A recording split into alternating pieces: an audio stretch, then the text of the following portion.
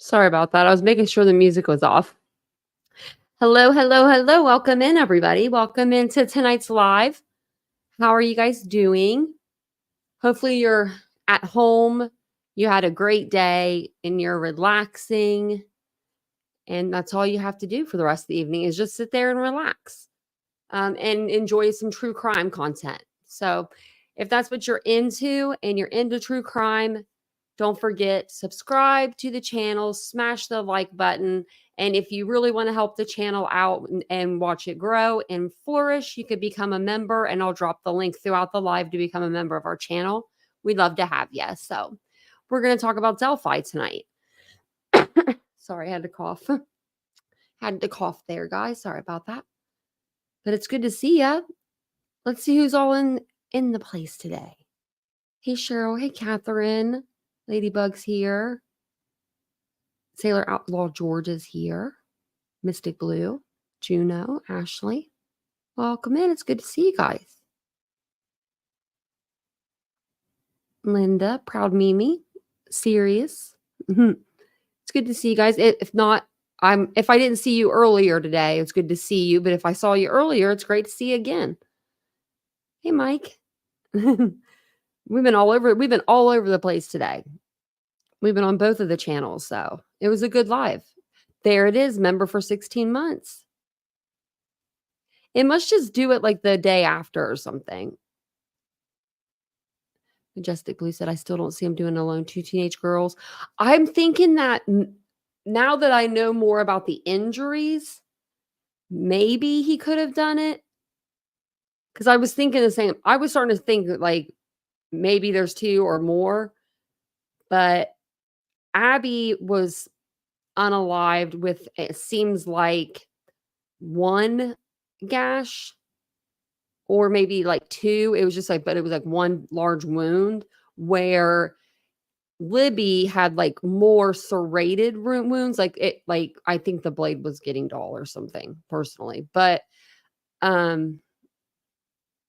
I think that if they could have taken Abby out quickly like that, without much of a struggle, then one person could have maybe done it. If, he's quick to where that person wouldn't, run. I don't know, maybe be so scared they didn't run because they're afraid of a gun. You're caught up on Simon and Boone. Now just waiting on Delphi update. Man, I know, isn't it crazy? All these cases going on at the same time. Hey, Stephanie. Hey, Stacy. It's like we don't have a case forever and a day like that goes to trial, and then all of a sudden we've got 3 of them. So hey, Elvin Summer Moon. Did I get it right? I hope I did. Hey, True Crime Lullabies, welcome in. Hey, Jim, welcome in. It's good to see you guys. I'm sorry I'm going so slow. My eyes are just not cooperating. You know what? I have something really funny to show you actually for that. Remember the other night we were talking about like magnifying glasses and stuff. And I said, I should get one. It would be kind of a funny, like a play on words or, play on, I have one eye. So it'd be funny, because I like to laugh at things. I like to laugh. Hey, Black Widow channel. Hey, Jean. Hey, Brandy. So today when I was Uniquely Twisted True Crime. Oh, I like your name. I love that name. Hope you're doing well as well. So when I was at the store today, I got this magnifying glass. I've been looking at this thing for months, and at Target, it's been sitting there, and I'm like, I'm not spending $20 on a magnifying glass that I'm not going to, I don't even know if you can use it.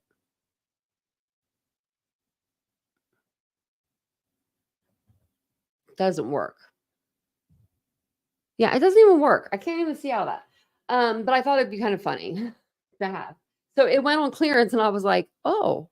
And I accidentally put it in my cart just to check the price, and then I forgot it was in there, and I rolled up to pay, and I was like, man, I was already 2 blankets, 2 pillows. I was deep today. So thanks to my mother-in-law, I went and I used my gift card. So hey, Sunshine, welcome in. Hey, Cheryl. So I wanted to tell you guys that because that's my new little trinket for the studio. I thought it was kind of funny, kind of cute. I think because the other day someone came in and their name it was rapper last night, came in with the name Eyeballs. And so I was like, you know, I I was like, well, at least you have two or something like that. And when I say things like that, I'm totally kidding. Like I'm not cool with having one eye because nobody would be cool with that. That's not a cool thing. I mean, you run into a lot of shit, but I'm used to it. You could say, you know what I mean? Like if I don't make fun or laugh about it, that then I would probably cry about it, you know? We don't want that. So Brandon said Richard is innocent. You said Richard is innocent a lot. You don't say it anymore though. He's probably saying it some more. Yeah, I was like, if he says it again, I might have to time him out. Okay, Brandon, tell us how you really feel. Ashley said, I didn't know. No, Brandy, I'm going to. I haven't told. I told the whole my story kind of like throughout my beginning of my YouTube career.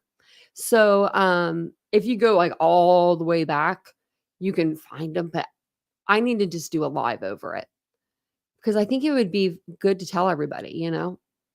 And the humor got me through my darkest days. Like really, I see the humor in everything. I have the weirdest personality when like just I always try to think of the I don't know, I always try to think that what what can we do to make it better? And I don't know how I got that in like that gene in me, or it's only when it's critical times though. If it's something small, I'm not. I'm like, Vincent, I need you now. Hey, Midwest. Internal Emperor Aries Pyork of the Internal Empire. My lord. That's a long one. That's a long one. And if I missed anybody, I'm sorry. Okay, we're just ban him. I got him. I'm like, I got him. Like people do that with Brian Koberger too. Brian Koberger's innocent. I mean, it's cool if you think that, right? Like if you think that way, but like let us know why you think that way. But that was probably just rapper being rapper, you know? So basically, let's go ahead. We'll get into it. I do appreciate you guys being here tonight. And hey, Aries, I'm gonna call you Aries Pork. That's such a long name. Internal Emperor, Aries Pyork of the Internal Emperor. You should have put allegedly in there because everybody's using that right now. So tonight we're going to talk about the Delphi murder trial again. We talked about this last night on our live. Richard Allen has been on trial since October 18th of this month, with the trial expected to last for 1 month. I did find out today, where was that? I think it was one of the guys asked. And did I shut that? I might have taken that one down. I think it was like 5. I think I was right about it was like 7 women, 5 men. That's the one post I decided. That was the one article I decided not to use, but I did find that out. I'll find that out again for you guys. But I figured we would read through day 4. This is day 4, focused examination of physical evidence recovered at crime scene. So basically, day 4, they just went over like where the girls were found, and they went over the crime scene and the details of it. On day 5, they were talking about, phone extractions and the 43-second clip that Libby took the day of the homicide. So I guess on that clip, you can hear the girls saying things. And so we'll listen to video tonight. Now, this is what I hate the fact that there are no cameras in the courtroom. So there's or live communications at all. So no live communications, no computers, no cell phones, no, none of that. So everyone is taking notes, and we're relying on these people's notes and hearing something one time. Like they're hearing it one time and they're just going by. They're not repeating things. If somebody Sorry, my nose itches. If somebody needs something repeated, they can't just raise their hand and be like, "Can you repeat that?" You're done. So they even said last night we're listening in to a news like a news station. They said that they're like coming together, they're exchanging notes, and they're trying to like help each other out. Like, did you hear this? Did you hear that? Things of that nature. So I'm just hoping that the news that's coming out is legit and right. You know what I mean? Because everybody tells their story a little differently, and it's really who you trust and who tells the story in a way that, you know what I mean, like better. Whoever tells it, and I mean better, really. That's really what it comes down to. Because we can't see anything. And so it just, sorry, my nose is bothering me. I don't know why I was like, it really bothered me. It's itching. So I figured we would go over day 4, and then we'll talk about Nancy, because I have a video of her talking about this case again, and then we'll go over to day 5. Oh, I just dropped my tissue. Okay. Let me put my glasses on and grab my drink. Yeah, so that's what you guys were saying, that Andrea Burkhart was trying to get the transcripts. Well, they told her no. I guess I saw the judge's order on Twitter just a little bit ago, and I'm like, I didn't get to read what she wrote, which I'm sure what she wrote was very intelligent, and I'm sure it was long, and it probably took her a lot of time to put that document together. So for the judge to just deny it and then be like so catty about it, like it just, I feel for her. I feel for her. Well, thank you, Naomi. I got to tell you something I would never have guessed. You had one eye. You are a beautiful woman, a person. I really appreciate you. Thank you, Naomi. I appreciate you too. They did a great job. They really did. I mean, my before I talk about this, shout out to my surgeons. Like the first thing my mom said, and she said, give her my eye, give her one of mine. And they're like, that's not how this is not how this works. Like it's gone. Like we can't hook it back up. Like it's gone. And so, she's told the doctors, she's like, just promise me that you'll make her look like she did before. And they did a good job. They did a good job. So I'm pretty good with it. Pretty good with the results. I do want to get another eye surgery. Just want an upper eyelid lift, just because my eyelid is bothering me a little. It's nothing like, it's just something that needs to not be done. Also, it's 8 women, 6 men. Thank you. Thank you, True Crime and Other Stuff. Well, thanks, Jim. I appreciate that. And I feel amazing. And you know what's crazy? 2020 did that. The year of the, Ovid, because we had to wear masks. So I had to like put my hair back a little bit more than usual because I couldn't see, because the mask would come up, and kind of made myself come out of my shell a little bit. So now I'm just like, whatevs. It's been 10 years, Thank you guys. I appreciate it. I really do. Thank you. Yeah, you guys are sweet. Oh, you don't have to say all that. You guys are really nice, though. You guys are really nice. Yeah, and then poor Boo, she can't see. She has surgery with an eye. Thinking she has pre-op on 30th. They're going to remove a cataract on the 6th. That was a result of her last. Oh, cataract. No. I couldn't do it. I mean, anything that's to a real eye, no way, Jose. When they take my prosthesis out, I feel like I need it back in. Like I get like sensory kind of deal or something. I'm like, I feel like I'm missing something. So I hope her appointment goes well. And thank you guys. And we'll go ahead and we'll get started. It's only been 20 minutes, only been yakking for 18 minutes here. It's probably been 15 since I got 3-minute intro, but I appreciate you guys. I really, really, really, really do. So, day 4 of the Delphi murder trial began Tuesday morning in Carroll County with a lengthy presentation of evidence introduced by the state of Indiana in the trial of Richard Allen. Allen is charged with the murders of Liberty German and Abby Williams in February 2017. I don't know why I always call Libby like Liberty.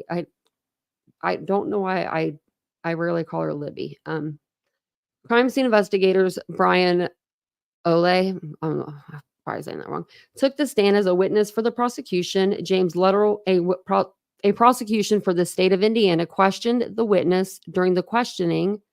Let's see what his name is. Alhi went through a long list of items that were found at and around the crime scene where the girls' bodies were found. Some of the evidence included, so this is what they found, a Converse shoe, a shoe found on the body of Abby. Like, was it on her foot or on her body? That's because this sounds like it would be like not on her actual body. A 40 caliber Smith & Wesson cartridge, a collection of strands of fibrous materials, swabs of blood in the girls' bodies. Because if it was like a shoe that was on her foot, they would say something about her pants being on and her sweatshirt and stuff, right?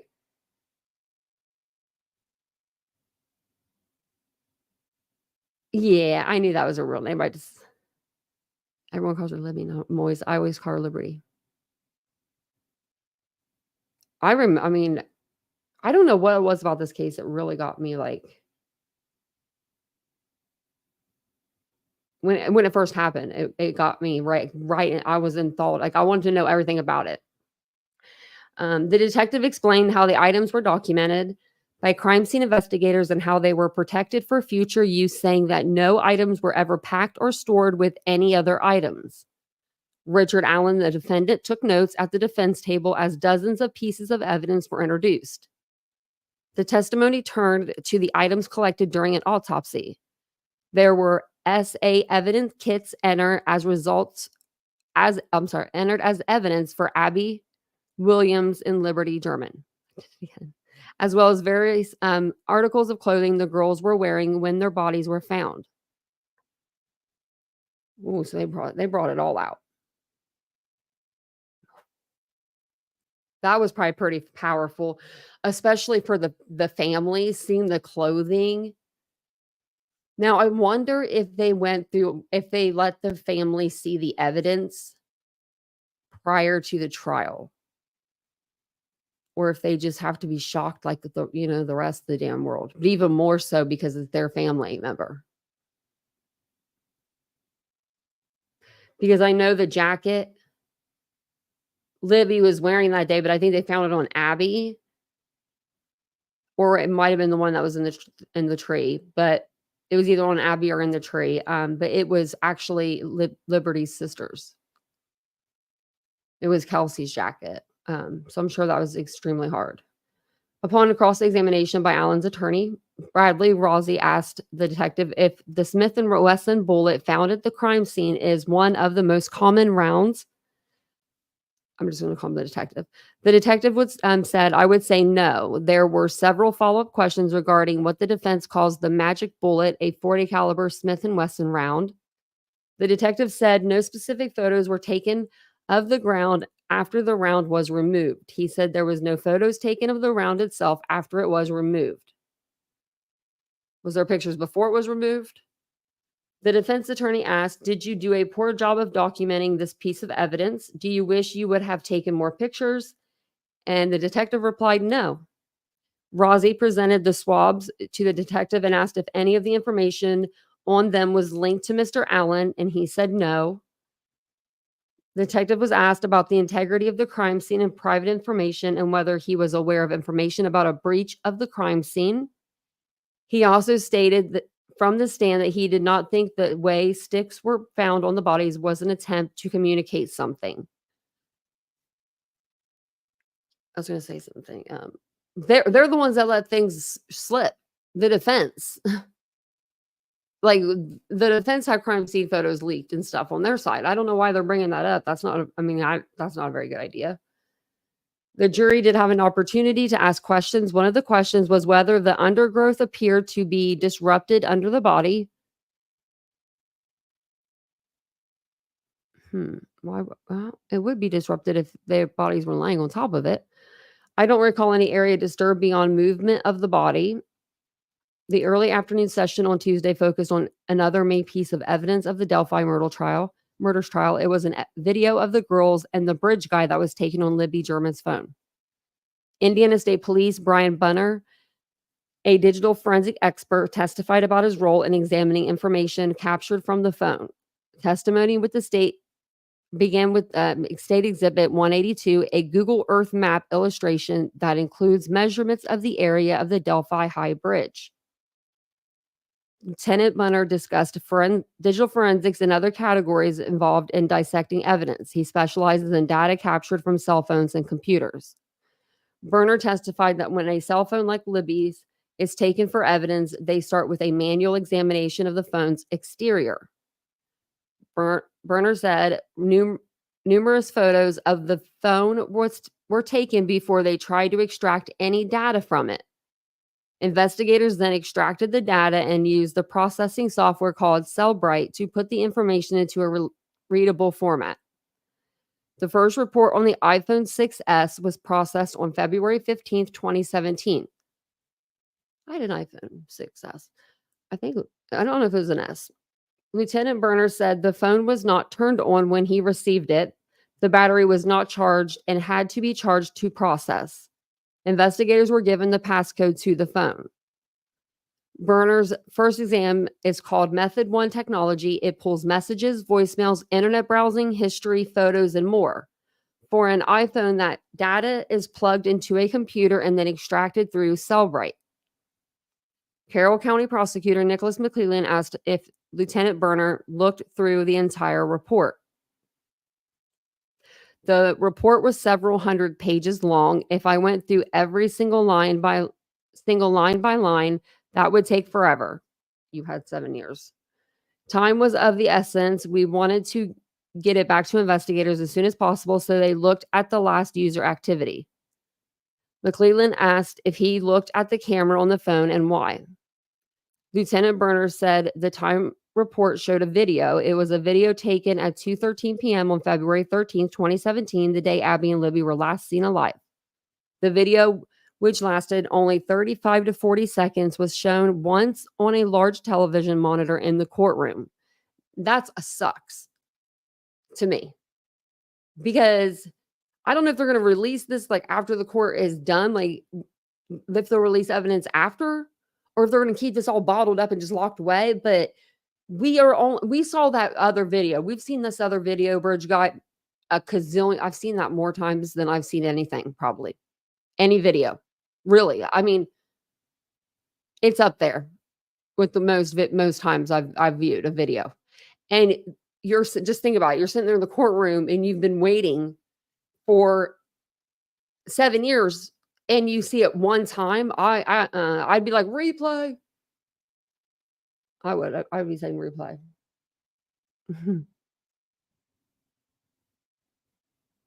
Hey, Jinx. Welcome in. And welcome in, everybody. I was on another screen. When I'm reading, I can't see.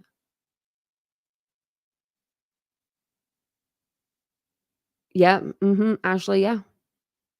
Brave girl. Brave. Way braver than me. Way braver. So brave. The video shows Libby filming herself and Abby on the Delphi High Bridge. At one point, the camera points up and you can see there is no one behind Abby. However, in a later shot, it shows a man walking behind her. That man has been called the Bridge Man. Like, how much longer later? Because I know that bridge, and he would have to pick up speed.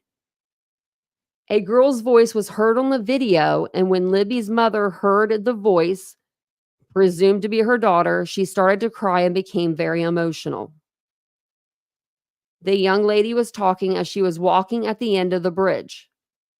Reporters in the court heard the voice say, "There's no path. The trail ends here, so we have to go down here." and she would know that area too. It was Abby's first time crossing that bridge, but Libby's been on it before. Several reporters said the tone of the comment sounded like a question. Okay. So, like, saying, like, "There's no path, the trail ends here, so we have to go down here?" Like, like, "So we have to go down here?" Like, like, maybe, like, an inflection in the voice to where it sounded like it was more of a question. Shortly after the girls' voice stopped, reporters in court say they heard a voice believed to be a man, but it was unclear what was said. The video from the bridge was not enhanced, and it was only played once for the jury to watch and hear. Why didn't they ask to see that again? They probably will. Like when they go back to deliberations or something. There were several screenshots displayed of the man in the video behind Abby. They were shown to the jury. ISP investigators received the phone back on February 21st, 2017. Lieutenant Berner said, "Knowing it was an ongoing case, the first time we did it, extract the data quickly, I wanted to use everything I had so I could get everything off the phone." Lieutenant Berner said the second time didn't produce any new information. He ran method 2 and method 3 on the iPhone 6S. Each level pulled some new information from the phone, but Lieutenant Berner said that new information was minimal and did not add anything beneficial to the case. In September 2017, ISP investigators sent the phone to the Department of Homeland Security because it had advanced forensic tools. In 2019, another examination of the phone was done. They hoped that new technology might uncover some new information from the phone. And remember, 2019 is when we got that new composite sketch too. So they were working new angles, I guess you would say. They hoped that the new technology might uncover some new information from the phone. Defense attorney Jennifer Auger led the cross-examination of Berner. She started with questions regarding when the reports were created and why. Jurors had 8 questions after Berner's testimony. Earlier in the day, the prosecution played a video clip that was taken from Libby's phone. The audio and video had not been enhanced on the phone. Later in the day, an audio-video technician from the Indiana State Police named Jeremy Chavin took the stand. He was responsible for enhancing the audio and video from the phone that was widely shared with the media as authorities looked for the bridge guy. Judge Gall allowed the enhanced version of the video to be played in court Tuesday afternoon. It was about 45 seconds long. They played the video in its entirety a second time. In the video, the girls are heard saying, "See, this is the path. There is no path. We have to go down here."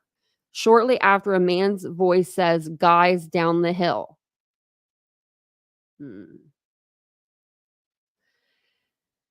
Chapman explained his role as an examiner. He said he pulled 3 frames of still images of Bridge Guy. He cleaned those up by adjusting the contrast and brightness of the images. He also used blurring and filters to enhance the photos. Riley Voorhees was the first of 2 young ladies called to testify. She says she was walking the trail with her sisters and a friend and taking photos near the Monon High Bridge on February 13th, 2017. At the time of the murder, she was 16 years old and attended Delphi High School. Voorhees said she was friends with Libby and Abby on Snapchat. Voorhees showed the jury the path she took to the bridge on a map. That trail was across from Freedom Bridge and across from the Monon High Bridge. While walking along the trail to go home, she said she didn't see anyone on the path past Freedom Bridge.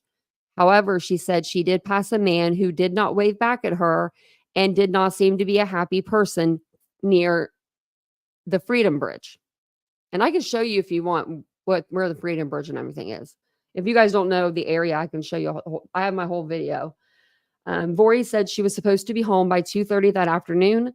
Voorhees provided this description of the man she passed. She said he was overdressed for the weather, Caucasian, a larger man with a big build, wearing dark clothes, had his face covered by a running mask over his nose and mouth, walking with his hands in his pockets, wearing a hat, muscular, dirty blonde hair, brown eyes, wrinkly kind of face, square jaw. During cross-examination, she was questioned about what she originally told the police the man she saw on the trail looked like. She testified that despite what she said when she was 16, she was certain the man she saw on the trail was Bridge Guy. The state showed a photo of the Bridge Guy, and Voorhees said, "That was the man I waved on the trail. She also said she is 5'7" and that bridge guy was taller than her. Defense attorney Jennifer Auger said around 5'10". Voorhees replied yes.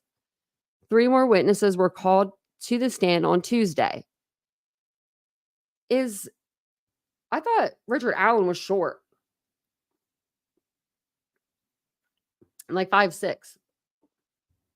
I thought he was a short guy. Let me know. Because they're saying 5'10". 3 more witnesses were called to the stand on Tuesday. The first was Brianne Wilbur, who was a student at Delphi High School in 2017. She was friends with Kelsey German, Libby's sister. She testified to being with Kelsey when finding out Libby was missing. Wilbur shared that she was on the trail February 13th. During testimony, Wilbur shared that she remembered walking past a man while walking back towards the start of the trail. She described the man she identified as bridge guy as creeping her out while he walked with a purpose. Wilbur shared she posted a photo to Snapchat of the bridge guy that day, and Libby messaged her asking if she was at the trail. She replied that they had left 10 minutes prior.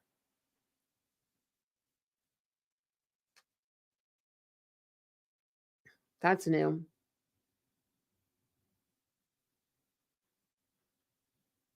So, damn, 10 minutes, Because if they would have, if she would have answered back like, yeah, I'm still here, they probably would have met up. That's so sad. So it says, I'm going to read it again. Wilbur shared a posted photo to Snapchat of the bridge that day, and Libby messaged her asking if she was at the trail. She replied that she had left 10 minutes prior. She said the man caught her attention on the trail that day because it was warmer that day and he was dressed in many layers, walking with a purpose. He gave me weird vibes. Wilbur's testimony ended during shortly after cross-examination, where she described bridge guy as 20 to 30s, a taller man, something covering his mouth, blue or black jacket. They have the worst. They have the worst spelling errors. Couldn't see his hair. Muscular, wearing something on his head. There was like 2 right there. Wilbur testified that she believed the man she saw walking on the bridge was the man seen in the photo shared by investigators. Next was Betsy Blair. She did not live in Delphi, but walked the trail regularly. She testified to seeing Abby and Libby on the trail the day they went missing. And do you remember last night when I read you the defense diaries, his post, and he said that all 3 witnesses said that they couldn't put Richard Allen there as bridge guy, and now they're doing it. So I'm kind of confused there. It's almost like who tells the better story. I don't know. I don't know what's going on. I'm just saying. What I'm reading here is a little different than what he was saying last night. Because that's how we ended out the live. So let's see what she says. She says on February 13th, 2017. I'm sorry, up here. Okay. Wilbur testified that she believed the man she saw walking on the bridge was the man seen in the photo shared by investigators. Next was Betsy Blair. She does not live in Delphi, but walked the trail regularly. She testified to seeing Abby and Libby on the trail the day they went missing. Her testimony shared details on the path she would regularly take on the trail. She says on February 13th, 2017, she was walking the trail when she noticed a man on the bridge. Blair described the man she saw as bridge guy. Her testimony detailed that she was about 50 feet away from the man on the bridge. He was out on a platform and looked at me like he was expecting someone. It didn't seem like he was looking for me, Blair testified. She described the man as Caucasian, 20s to 30s, brown poofy hair, younger, boyish looking, youthful, average height, no facial hair. Now that sounds a little different than bridge guy. Blair said she only saw the man for a moment. When asked by the jury if the brown poofy hair could have been a hat, she said it's possible. Oh yeah, his hat. Yeah. Blair also said the guy she saw on the bridge is the man in the photo released by police of bridge guy. The final witness to testify was Steve Mullen, who talked about the vehicles that were at Hoosier's Harbor Store. Mullen is the lead investigator for Carroll County prosecutor. He testified to timestamps of cars driving past the Hoover store towards the trail. So let's see what the other person said. They said 20s to 30s. I don't know. Like, if I was looking at Richard Allen, I probably would put him to 30s to 40s. I wouldn't put him in 50s. I think he's in his 50s, though. A taller man. I wouldn't put him as a taller man. So maybe he's right. Maybe the defense lawyer is actually right, because we're going back through. So something covering his mouth. Now, I could have. Blue or black jacket, that, yeah. Couldn't see his hair because he's wearing a hat. That could be. Muscular, not so much. I wouldn't call him muscular at all. Wearing something on his head. Well, yeah. Now, overdressed for the weather. Now, this one is probably the best one they have. Caucasian, a larger man with a big build, wearing dark clothes, had his face covered by a running mask, walking with his hands in his pockets, wearing a hat, muscular, dirty blonde hair, brown eyes, wrinkly kind of face, square jaw. Naomi, thank you.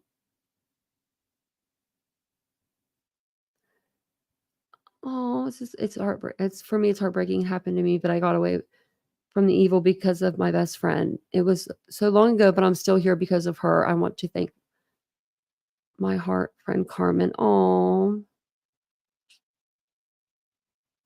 I have a good friend like that too. A really good friend. That's why I was in her wedding a couple weeks ago. When she said, will you be in my wedding like 2 weeks before the wedding? She's like, and you have to pay for everything. I'm like, it was a fortune and a half, but I did it because she's always there for me. Always. And always there. I could be having the worst day of my life and I can call her, midnight, 1 o'clock. It don't matter. She'll say, what do I need to do? What do you need me to do? Those are the best ones. Squeaky, you missed it earlier. I think was it you, Squeaky, that asked about the jurors? I know it was one of the guys, but it was 6 women, 8 men. I think Stephanie told us. Hey, Cat's Life. I do, Ashley. I do. I truly do. Truly do. And she does too. She knows it. You know what I mean? That's why I was like, where do I need to be? What time do I need to be there? So, okay, let's watch the Nancy Grace. She is going to talk about day 4, I believe. She's kind of like a day behind. So she recorded this night before last, I believe. Yeah, because she released it last night podcast. So night before last. So this should be day 4. Double murder suspect. Oh, and before we get started, don't forget, hit the like button, subscribe button, all the buttons. I will be interrupting Nancy here and there to talk about, commentary, because that's what we have to do. But for the most part, we'll listen to Nancy and see what she's got to say. Bows his head and prays before photos of little Abby, 13, and Liberty, 14, are displayed before the jurors. The girls, nude, semi-clad, and murdered. Good evening. I'm Nancy Grace. This is Crime Stories. Thank you for being with us. As soon as you get into town, it's picturesque, it's beautiful, everybody's super I friendly. switched it. You're talking about It was Delphi, true Indiana. crime. It was supposed to be a walk in the woods shared by 2 friends. Abby Williams and Libby German went to this hiking trail near Delphi's Monon High Bridge. But there's no way you find that bridge if you're not from there. When the girls That's didn't true. return to the spot where they were supposed to be picked up, Okay, so that's true. Oh man, I wish I had that picture. Hold on, let's see.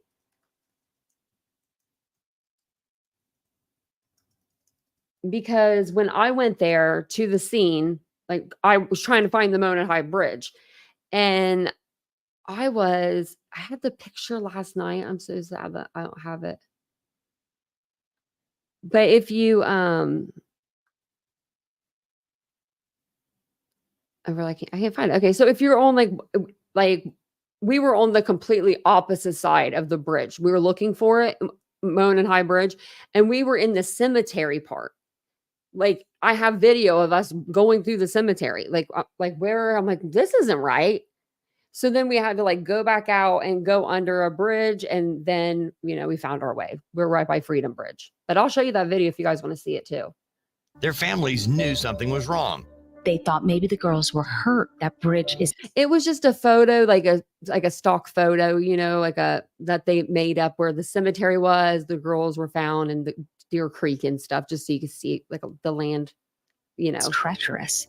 And they never thought they would hear that the girls were murdered.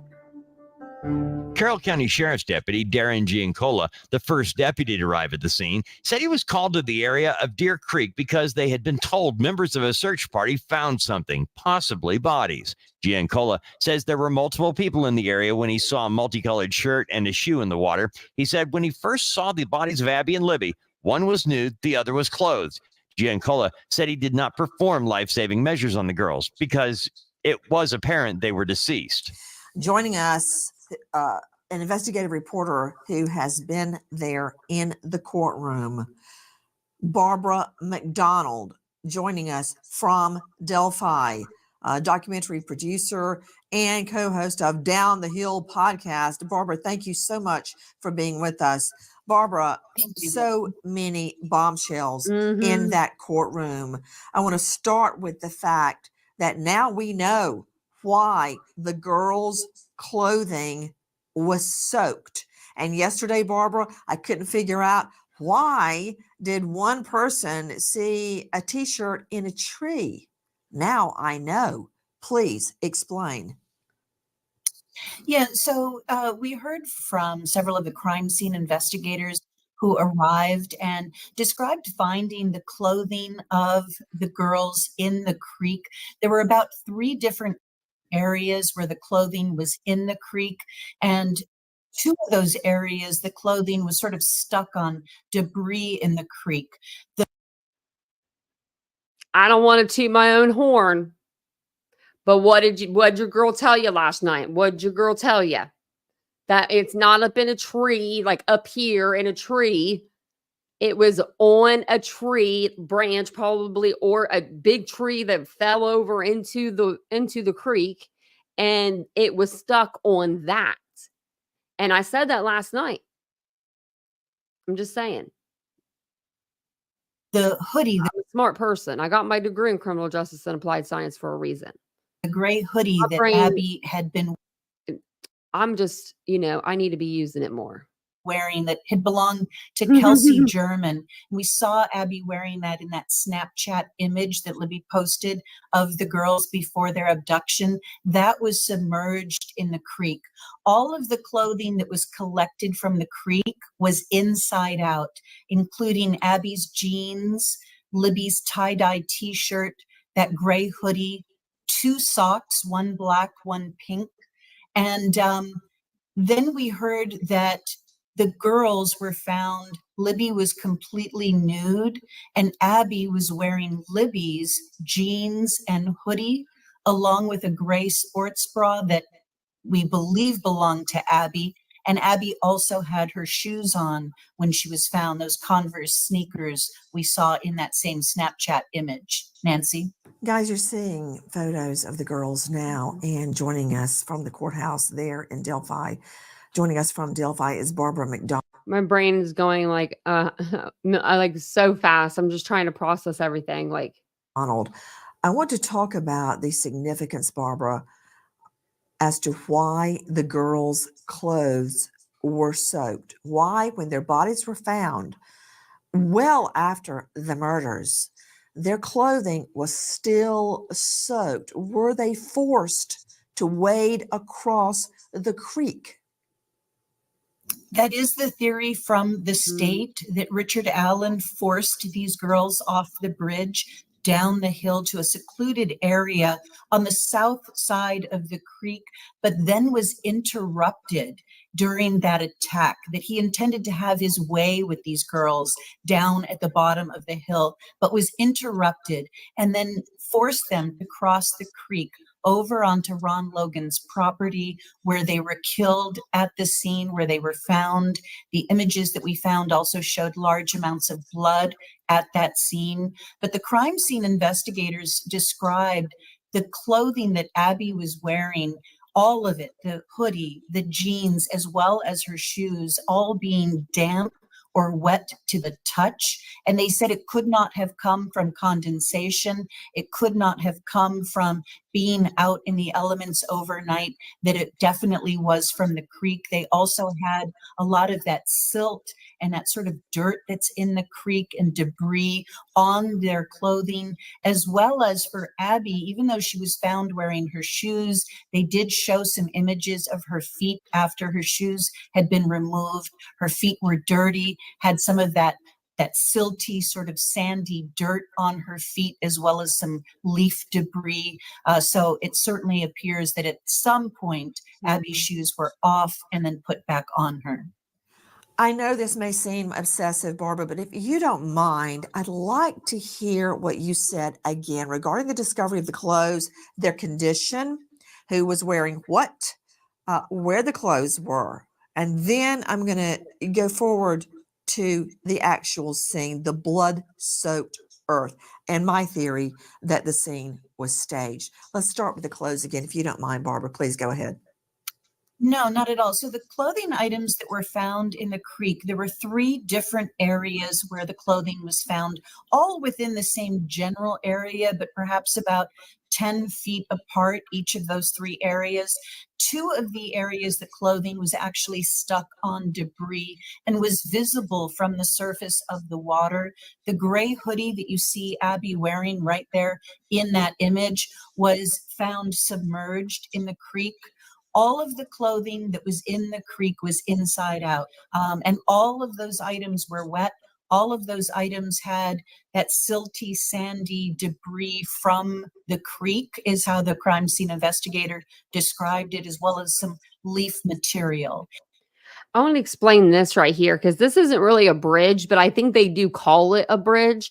It's literally like you're not walking over any, like you're walking beside the water. And it's just like this little gate that's put up. But I'm not sure exactly what bridge they consider that one.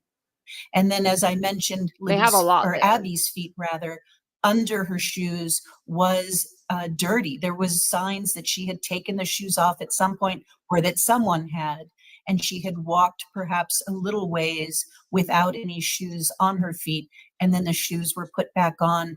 I could only see one of her shoes in the images shown in court yesterday. That shoe was not tied, and the tongue appeared to be pulled out as if you were taking it off or putting it back on your foot.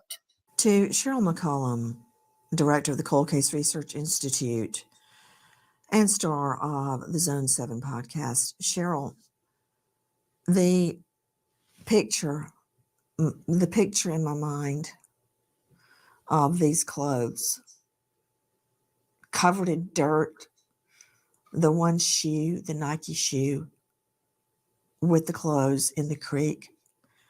You know, Cheryl, I remember my first carjack murder case. I remember it like I tried it yesterday. But the image that almost, not quite, choked me up in front of the jury was a neighbor ran out. The victim was a teen boy. And he was shot in his mom's front yard where he lived. And the perp took off in the car. And the neighbor, hearing a commotion, ran out with a pillow off of his own bed and went and put it under the victim's head. The victim was already dead. He was shot in the head. But when I saw the crime scene photo for the first time, I hadn't investigated it yet. I'm like, why does the victim have a pillow under his head in the driveway? And then I went and interviewed the neighbor, and I found out that poignant moment where the victim is dead and he's putting his head on a pillow in the driveway. That photo, and I know we've seen a lot of horrific photos in the courtroom over the last 2 days of the victims, but the image, Cheryl McCollum, of these little girls' clothes having been forced to strip, wet and filthy in the creek, is so upsetting and poignant to me. I can't really identify how wrong. I just want to say, Abby's pants, they were inside out. And she was wearing Libby's pants, right? Libby's pants would have been bigger because they were different sizes, like completely different sizes. I don't know how much of a difference, like, you know, in the sizing. If I looked at them good enough, I probably could tell you, but the jeans appeared to have been taken off by somebody because they're inside out. If your jeans are wet, right, and you're trying to get them off, it's hard to get off wet jeans. It's just really hard to get them off. But you're gonna like pull them down, and then if you're wearing them, in my opinion, you're going to like take your foot and then pull at your foot to get the jeans to come off. You're not gonna roll them all the way down inside out. I don't even know if that would be hard to do, I feel like. But if you're somebody that's pulling them off of somebody and they get folded, you could pull them and then they become inside out that way. Do you know what I mean? Like, so I'm thinking somebody was pulling them off of her, not her taking them off herself. This is. And do you think one other thing? They said that there was no signs of SA. Could he have done something and then made them go in the water to like get rid of evidence? I don't know. Cheryl. Nancy, what it says to me is time was taken, more time than maybe they originally thought in a scene like this. It's hard to take wet clothes off, much less put them back on. If anybody's ever fallen into water and tried to take. But if you're putting on a size that's like a 4, let's say they're about 4 sizes difference, because Abby was super small, Libby was a little bit thicker. It wouldn't be as hard to put Libby's pants on Abby as it would be to put Abby's pants back on herself. Take wet jeans. And maybe that's why Richard Allen or whoever allegedly did this. Maybe that's why they put Libby's pants on her. Golf, it's tough, but to turn back around and try to put them back on, you would have to struggle even if those jeans were a little too big for you. The fact that they were unbuttoned and unzipped tells me Abby didn't hike that way. You know, I think that was done again at the murder scene. So if you take it step by step, the way Barbara has laid this out so beautifully, you can see, again, like we talked about yesterday, these breadcrumbs of evidence where you know where it started, you know where it ended, and you know the time that it took. Joseph Scott Morgan joining me. Professor of Forensics, Jacksonville State University, author of Blood Beneath My Feet on Amazon, and star of a hit new series, Body Bags with Joseph Scott Morgan. Joe Scott, we keep referring to the fact that Libby was nude and Abby had on Libby's clothing. Well, at some point, Abby was nude too. Abby was forced to strip as well.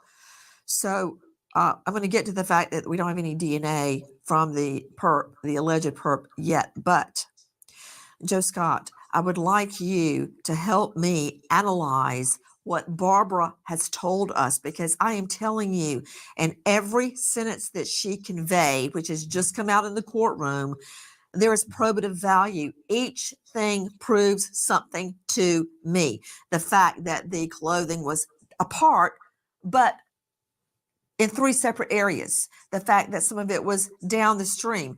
Obviously, he was trying to get rid of the clothing by throwing it. Or did the girl strip there and then forced to a secluded area? We know that they were barefoot.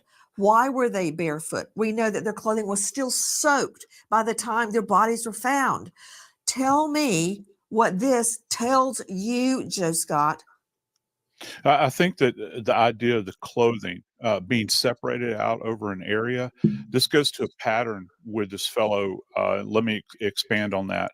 I think that for each item that's there, there's a potential he was throwing these items in front of these children one by one into the creek. Imagine how menacing that is when you begin to think about you're watching these young girls being, humiliated relative to exposure of their bodies to this creepy guy that's out there in the woods, not to mention to one another out in the open. And all the while, it's a matter of control. He has a pattern of menacing, Nancy. And if we could bring the camera back up, let me show you something else here. The idea that they had a live 40 caliber round at the scene that had been cycled through a weapon, again, that goes to menacing. You're going to push these girls to do whatever you want them to do. And then afterwards, you're going to redress bodies. So you've got all these bits of evidence that are spread about. I don't think that these are random in any way. I think they were used to leverage these girls into doing whatever he wanted to do. People talk about how it was an unusually warm day. Let me tell you what wasn't warm. That water will get your attention that time of year up there. It's freezing. So you talk about debasing and humiliating, that's only a part of it. Dr. Bethany Marshall with us, renowned psychoanalyst joining us out of LA, author of Deal Breaker. You can see her on Peacock or find her at drbethanymarshall.com. Dr. Bethany, 2 thoughts. You know, a gun makes a big man little and a little man big. And that's just what he was doing, as Joe Scott said. That's He was right. menacing. But think about it, Dr. Bethany, humiliating these 2 prepubescent girls. One's 13, one's 14. I mean, they look like little girls.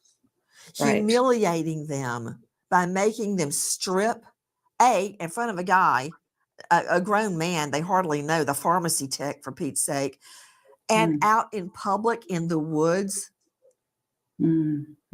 Nancy, I can imagine these poor little girls screaming and crying and just so distraught. Nancy, where this all begins for me, and I love Joe Scott Morgan's use of the word menacing, is when he says down the hill.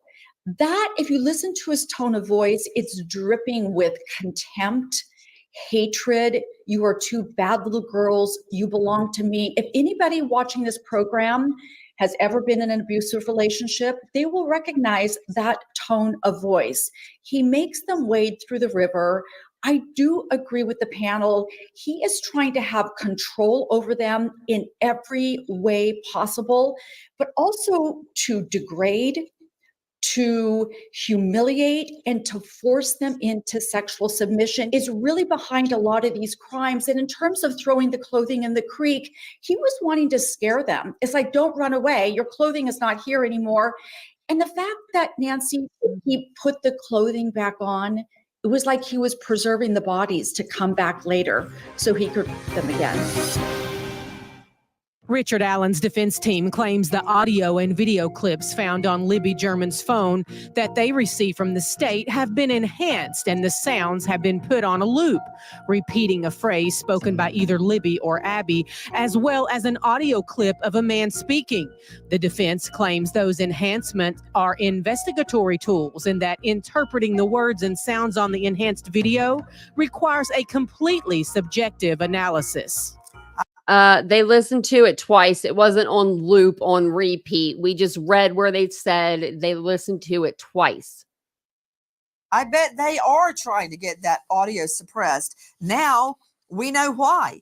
Joining me from Delphi, Barbara McDonald, who hasn't missed a word of testimony. Barbara McDonald, isn't it true that when the audio is enhanced, because remember, Libby is walking along on gravel, and you can the wind is blowing.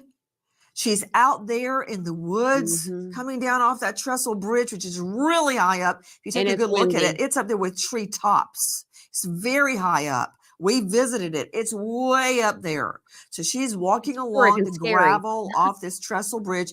If you enhance that audio, multiple ear witnesses state that you hear one of the girls saying words to the effect of, does he have a gun? Or gun? He's still there? Or is he still there? That's why they don't want it enhanced.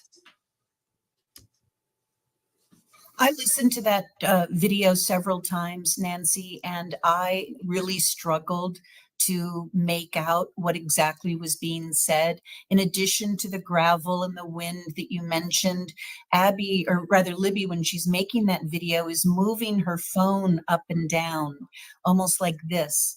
And so you don't have one steady shot of the man. You definitely see at the beginning of the video that he is further behind Abby. Abby is looking down at the railroad ties. We all know it's a very treacherous bridge to cross, and you need to pay attention to where you're putting your feet. And she appears to be doing that. To me, it sounded like she was asking Libby if he's still there, if he's still behind her. And towards the end of the video, he absolutely makes up much of that ground and is much closer to her at the end of the video than he is at the beginning of that 42-second video. The video ends right after he tells them down the hill. We did hear testimony and saw pictures of a slide area where the leaves were disturbed at the south end of that bridge going down that hill. It is very steep. I have walked that area myself. I went down on my butt, so you could imagine that perhaps the girls did the same thing. Would that disturbance of the leaves, Barbara McDonald, be consistent with the girls going down on that side and then being forced to wade across the creek and their bodies being found on the other side? Yes, so there were two hills they would have gone down. The first part of the hill was described as perhaps 15 or 20 feet down. And then there's a gravel driveway that's a private driveway belonging to one of the homeowners on that south side of the creek. And then there's another hill also about 15 or 20 feet that they would have gone down to be in what was described as sort of a floodplain area closer to the creek. And the state's theory is that that's where Richard Allen was intending to have his way with these girls. Those are the prosecutor's words from his opening statement. And that he was interrupted there, perhaps by that homeowner who would have been driving along that private drive about 3:30 that afternoon, and then therefore crossed the creek with the girls onto Ron Logan's property where they were killed. Barbara McDonald, tell me again your impressions of what you could hear. Did you hear the enhanced version or no? I don't believe I heard the enhanced version. I heard the original version. You could make out the down the hill spoken by the man. There is only one man in the video that I saw, that 42-second video. But I really struggled to hear what I believe Abby says to Libby about, is he still there? I really listened for the word gun. I even closed my eyes and listened to the video a couple of times, trying to really make out what was spoken. And it is just not very clear. Certainly wasn't clear to me. I think it is open to interpretation, which is why I think the defense wants the jury to be able to hear those words and make up their own mind about what is said. So my question is, Barbara, according to others that have heard the audio, they can make out the word gun and words to the effect of, he has a gun. Does he have a gun? It's really hard to make it out. Other than hearing what you believe you heard to be, is he still there or he is still there? Could you hear the girl speaking at all other than that one comment? You hear Libby saying something to the man. It sounds like at some point before the video began, he gave them some sort of instructions, and she is standing there at the end of the bridge saying, there's no place to go, there's no path. And that's when he says, down the hill. And that's right as you can hear the rustling of them perhaps beginning that descent down the hill. And that's when the video cuts out and you don't see or hear anything else. Okay, so you, Barbara, were able to make out, we usually hear with the naked eye, but with the naked ear, unenhanced, you hear Is it Libby or Abby saying there's no path? There's no place It's to Libby go. saying Who do you that. think? And then Can I just say, like, Libby, I wish I was as strong as her. Like, right now, I wish I was as strong as her. Like, she seemed to be pretty strong, you know? I mean, enough to, like, put her phone up to record, and then enough to like, you know, enough, like, nerve or, you know, I don't know what you call it, but I just to even talk to him, I think I would be, like, just stunned and in shock, in, like, a shock phase. She just I think she was just really trying to get out of it. I think she was trying to make a plan. So after it's that, sad. you hear And I think she was protecting Abby. the guy on the bridge say, down the hill. And then, Yes. Barbara, the state is bringing in evidence that there were disturbed leaves down the hill. Yes, and I had heard that previously from a member of Libby's family who searched that south end of the bridge, that he described seeing an area that he said looked to him like somebody slid on their butt down the hill. And that's sort of how the crime scene investigators described it. It would have been very difficult to walk down that hill, especially if you were scared or being forced or in a rush. When I went down that hill, it was very steep, very slippery because of all the leaves that are in the area. And I scooted on my bottom down most of that hill. Once you get closer to the bottom, it does even out a bit before you get to that gravel driveway. But then there's another hill, also about 15 or 20 feet down on the other side of that gravel driveway to get down to the area near the creek. Please join us on our mission to find missing people, especially children, to solve unsolved homicides. If you're on the go, catch us on your favorite podcast app where you can get all of our content where we, in our own way, seek justice. Richard Allen's defense team files a motion asking the judge to prevent the jury from seeing or hearing the recordings that were turned over to the defense. The defense team claims the audio and video the state turned over to them has been manipulated by enhancing the audio and looping the recording. We are at the courthouse bringing you the latest as the Delphi murderers trial goes on. And with me from Delphi is Barbara McDonald. To the rest of the panel, I'll bring you right in, but I want to get all the facts from her. Barbara, the defense is trying so hard to keep this video and audio away from the jury. And now we know why. The more I question you, the more I learn.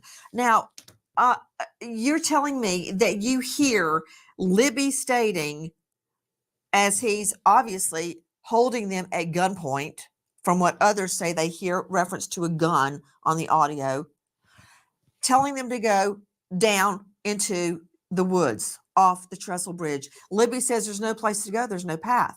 And he says down the hill.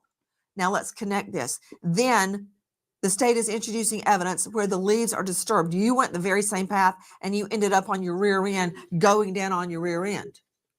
We then know they confronted the creek. And then for whatever reason...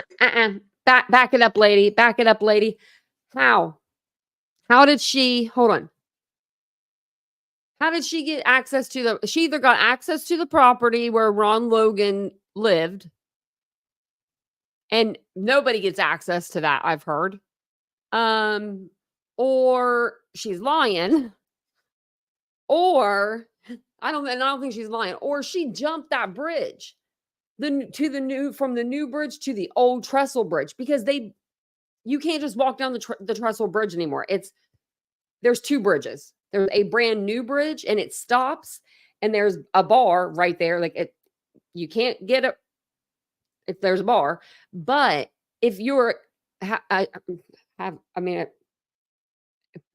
athletic enough, I guess you could jump from one bridge to the other. I mean, it wouldn't be that hard. It's about 2 feet difference. I don't see her doing it. So I wonder if they gave her, like, access to the property. So maybe. They were forced to wade 'Cause I know they did give access to a couple people. I wasn't one of them, but I didn't ask. across the creek, their clothes completely soaked. I want to ask you to think back. Is there anything else that you could make out on that audio or video? Anything at all? Because I've already learned they're saying there's no place to go, there's no path. The possibility that they are saying he's got a gun, them stating, is he still there? So we're learning a lot. Is there any other utterance that you could make out, Barbara? No, I couldn't. And you don't see a gun in the video. If he is showing one or has previously shown one to them, that is not obvious in the video. But because of the way that Libby is trying to make this recording without him being aware that she's making the recording, her phone is in her hand and she's motioning with that hand. And so a lot of times when the phone kind of comes up and shows the bridge scene before she moves her hand back down, the man is obscured behind Abby. And so you don't really have a lot of great video of him, even though that video is 42 seconds long. It's really only bits of that video that show him at all. And several of the times that the camera comes back up, Abby rather, is completely blocking him from view. But he definitely, during the course of that video, makes up a lot of ground, whereas he's further away from the girls at the beginning of the video. By the end of the video, he is caught up and is much, much closer, within a few feet of the girls. So he's absolutely pursuing them. When does the video audio end? What's the last thing you hear?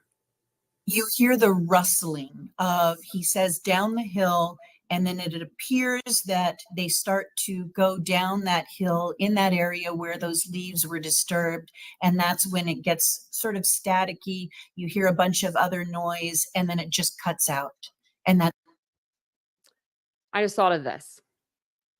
I don't know when Snapchat implemented okay, so if you don't have Snapchat video, when you go to record a Snapchat video, you can either just hold down on the circle button and record, or you can slide your finger over and it'll record for you, and you can take your finger off the phone, that like hands-free recording, They just started doing that though, like where you could slide it over and hold it without it, you actually like keeping your finger on it. They just started implementing that into Snapchat, and I don't know exactly when it was, so I'm going to look it up. But I want to say like 2020, 2019. So I think back when they were using Snapchat, I think you still had to hold the button in. And I'm thinking that Libby just had to, like, at that point, she just released her finger from the button. But I'll look it up and see. That's the end of the video. And that was the end. That's the last known utterances of those two little girls. That was near the end of their lives, before they were forced to wade across that creek, strip out in the open, and then their throats were slashed. Cheryl McCollum, you've said all along that you thought the perp had a knife or a gun in his pocket, or else why walk that way? He walked with his hands stuck in his pockets all the way down that bridge. Correct. Not only do I think he had a weapon, I think he brandished it. I think that's how he gained control of the two of them without them screaming. I think that's why they did. Okay, it looks like Snapchat started allowing users to slide to record hands-free on June 18th, 2021. Did exactly what he said, because he, they probably believed if we do what he tells us to do, he won't hurt us. But if you look at him on that bridge, and I've been at that bridge, my sister went on that bridge. There's no way you don't have your hands out. Just making sure you keep your balance, because there is no railing. Right. And if you were to stumble, it's 60 feet up in the air. You're up there with the treetops. Right. Philip Dubé joining me. high-profile You lawyer are. out of LA. He is with the public defender's office. Let me. Okay, let's see. I'm gonna take it all the way to the to the bridge.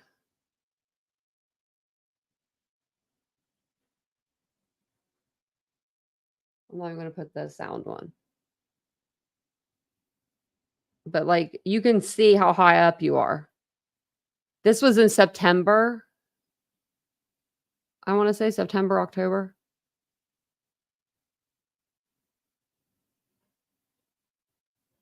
So you can see like half the bridge is redone.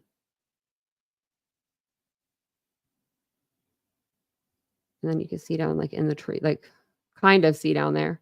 But I had it so zoomed in you couldn't see. But I think that's all I'm going to show you. Yeah, so you can see the two bridges. See there is a gap there. You can't really tell from here, but there is a gap. But if you're agile enough, you could get up there and you could jump over it. I mean, if you really wanted to. I wouldn't recommend it at all. I wouldn't recommend it. It's very scary. That bridge is extremely terrifying. But I wanted to show you that there. And that video is on my my playlist on Delphi. I'm going to put the link for the video in the chat. What does that mean? That means he's tried a lot of cases that he wanted to try, and a lot of cases a judge shoved down his throat that he had to try.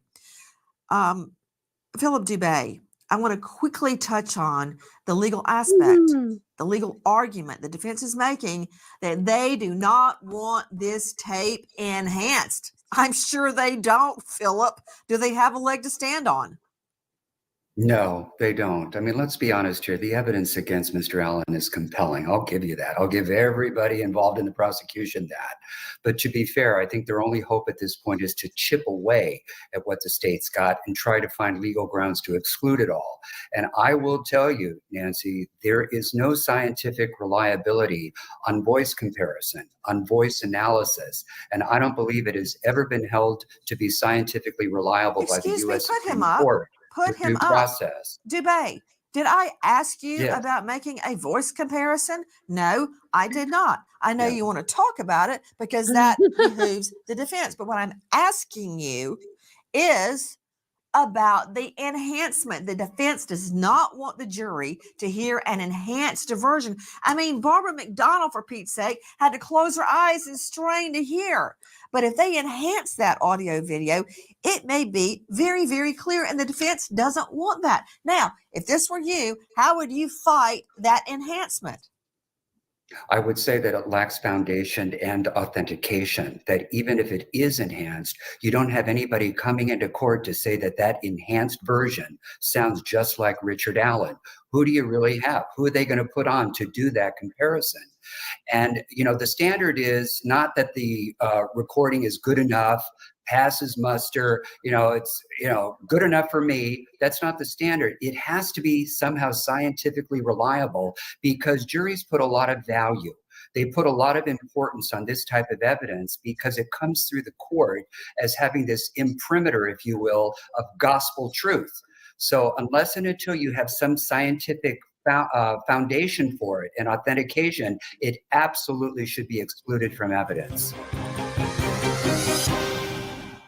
Describing a photo of Libby and Abby laying less than 5 feet apart, their feet angled towards each other. 14-year-old Libby is her skin pale as porcelain, stained with blood on her hands, thigh, chest, throat, and I agree. I don't like enhancing or everyone knows how I feel about overlays.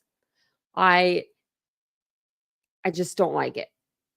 I mean, I just don't like it. face. She is covered with twigs, which crisscrossed at her throat, and one heavy bough that lay lengthwise across her left side. 13-year-old Abby is laying to Libby's right. She is dressed in some of and you can tell this is a new picture because this is Kelsey anyway from her Instagram, because you can see the railing right there for the new bridge. Libby's clothing as well as her own. Sergeant Jason Page says her jeans appear damp. joining me an all-star panel to make sense of what we are learning and to dissect and analyze the evidence, which is crucial in this case. Barbara McDonald with me, investigative reporter, documentary producer there in Delphi. This is critical, Barbara. Now, isn't it true that one of the girls has dried blood running horizontal? Think of her standing up. And she has dried blood running from the inner thigh horizontally across her leg to the outer thigh. Explain. Yeah, so in the photo, you definitely saw an area on Libby's right thigh where it looked like there were 6 or 8 drops of blood. That's how the crime scene investigator described them, as being drops of blood.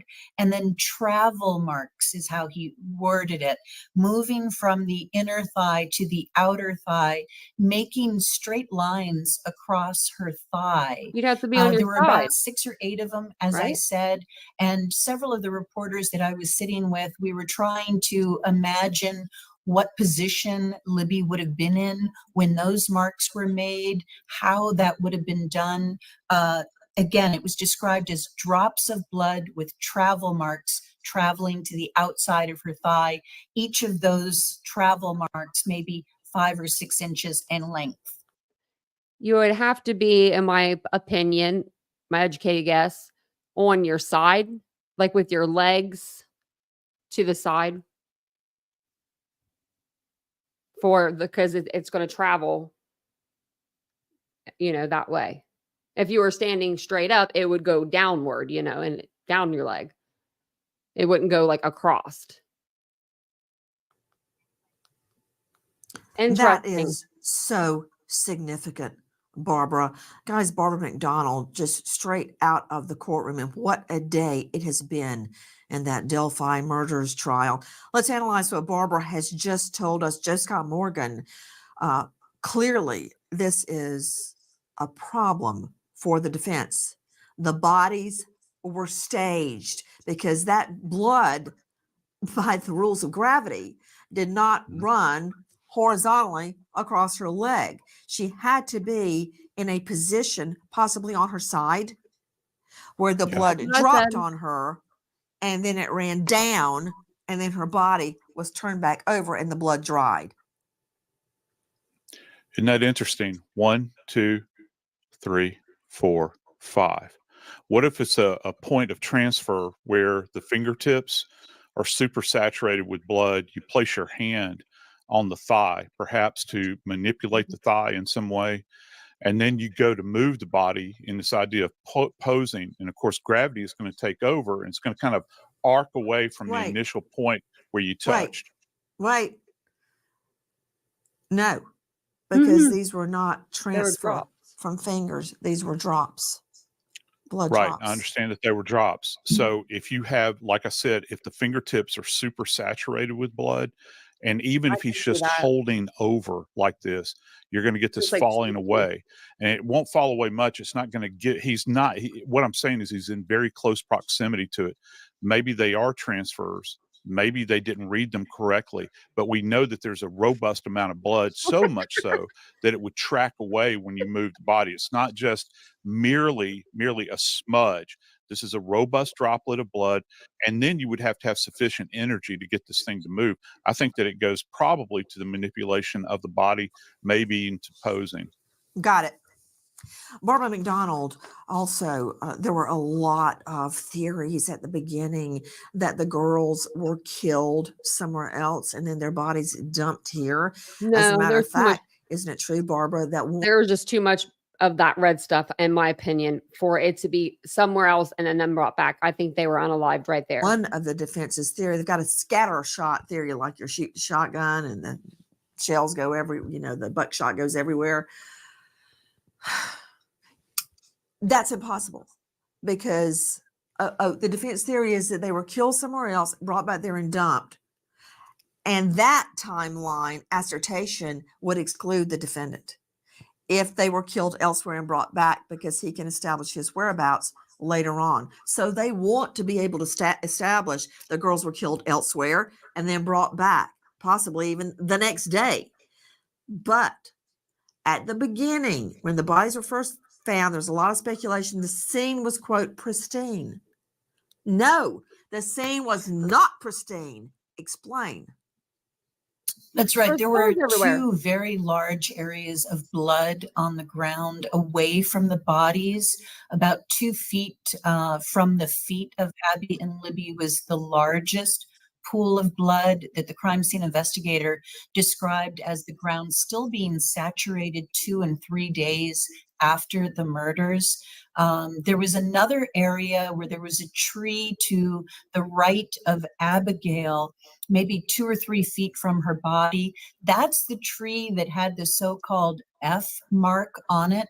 We found out that there were 2 areas of blood on that tree. And then just on the opposite side of the tree from where the bodies were found was another pool of blood on the ground. And then, as you described, there was a lot of blood on Libby's body. She had blood on her hands. She had blood on her chest and her face. She had blood on her thighs. She had blood on her right heel and the back of her right calf. Did you guys hear how many spots of polling? Because it sounded like 3 or 4, right? 2 by the tree, 1, she said, just on the ground. I'm wondering,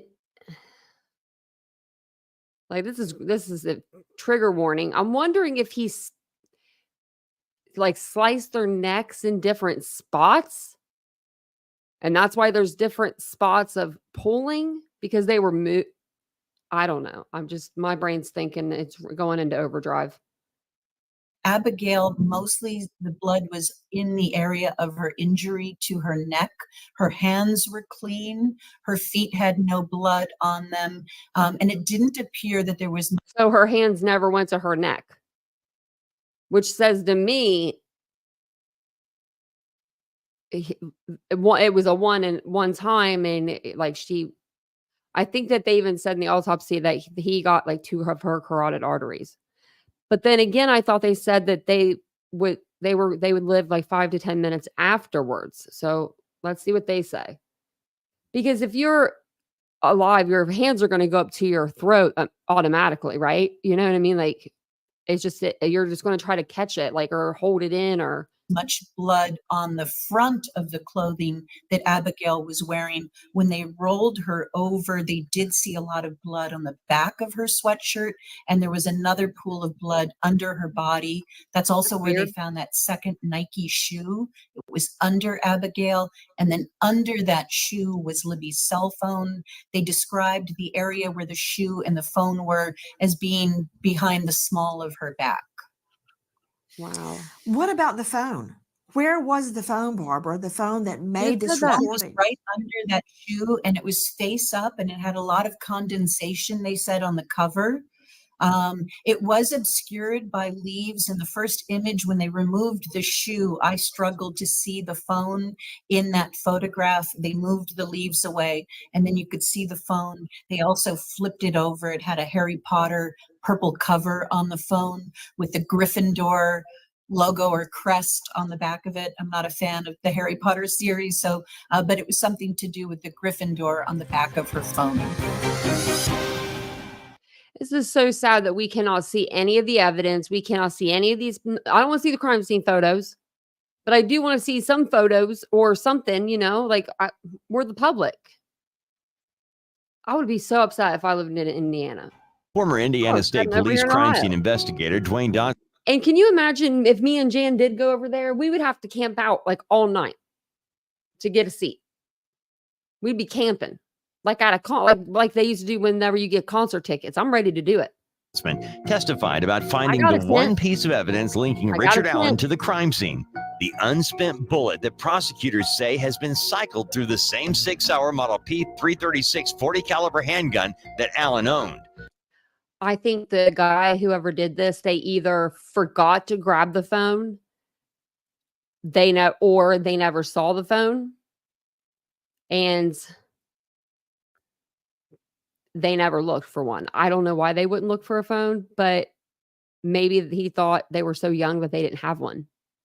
Dodsman says he kept seeing a glitter in the leaves near the bodies, and that's where he found the .40 caliber cartridge.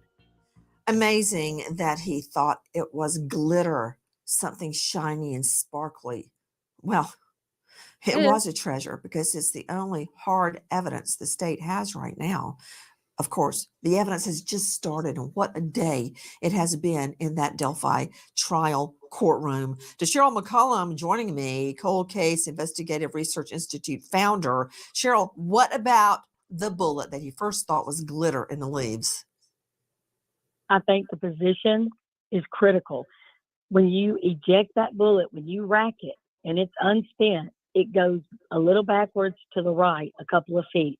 If it is between the two bodies, that means it was aimed at one of them. So when you think about trying to invoke fear, you're clearly trying to make one of the victims petrified they're fixing to get shot, but you've got a second one having to watch that.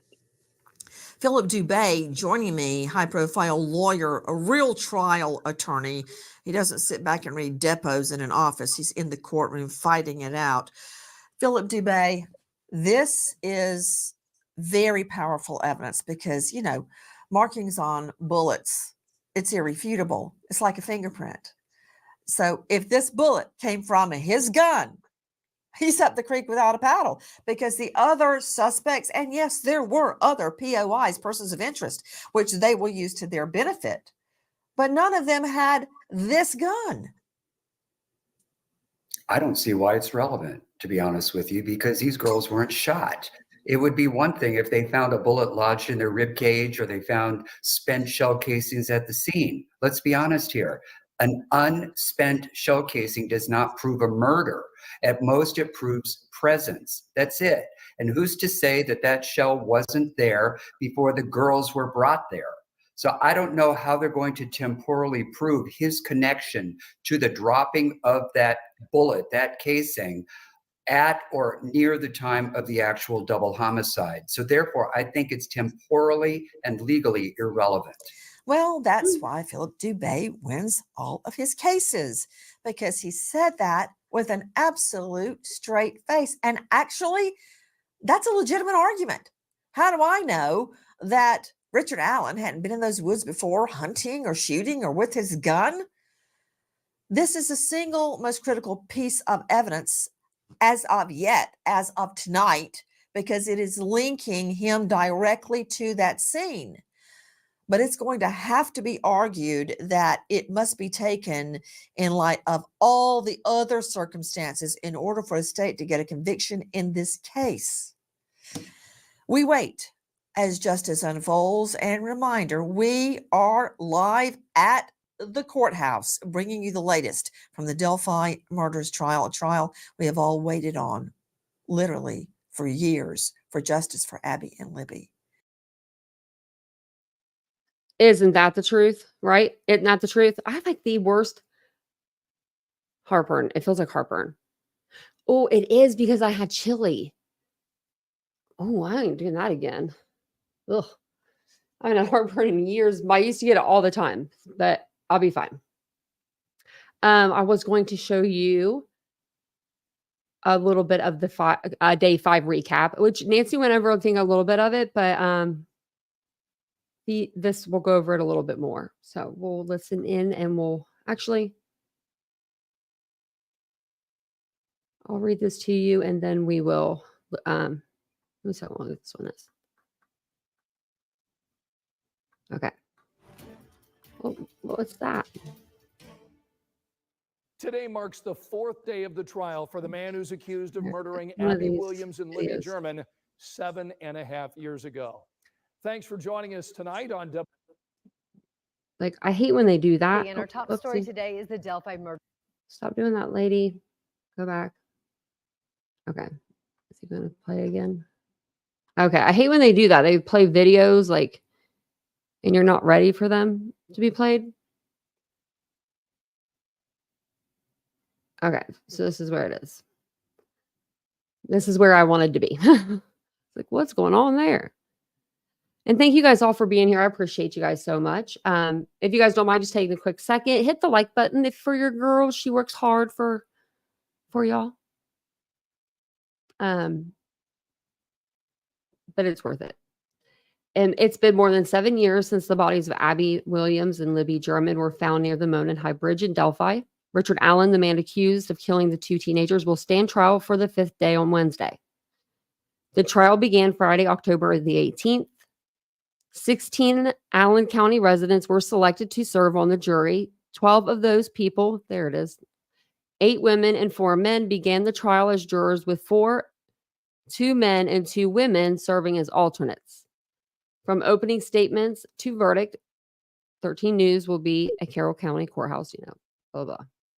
So the state's 20th witness, Indiana State Police Sergeant Christopher Cecil, he went on the stand at 1 p.m. The state's 20th witness and Indiana State Police Sergeant Christopher Cecil, a 20-year law enforcement officer and the commander of the Internet Crimes Against Children Task Force.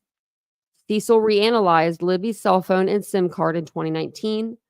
Cecil said the ISP got a gray key device in 2019 that allowed them to unlock Apple devices like iPhones. Cecil says that after getting the gray key, ISP re-examined Libby's iPhone. Cecil said they performed a full file extraction to get all of the phone's content. That included active and deleted files and metadata. Cecil said the data was ingested into a program like Celebrate to make it readable. Cecil said he performed a detailed analysis on Libby's phone between June 26th and August 21st of 2019. He said he specifically looked at data from February 13th, 2017. He also said his goal was to establish a timeline of how the phone was being used and what was happening in the background. Cecil said 2 people were using the phone, Abby and Libby. The Touch ID had 6 fingerprints saved. I didn't even know that you could do that you could save like extra fingerprints so other people could get into your device. This is like I started with an iPhone 4 and I have an iPhone 13 Pro Max and I still did not know that. So, touche, ladies. I did not know that. Using the phone's health app, Cecil said he determined the girls walked about 700 meters between 1:31 and 2:08 p.m. on February 13th. Okay, cool.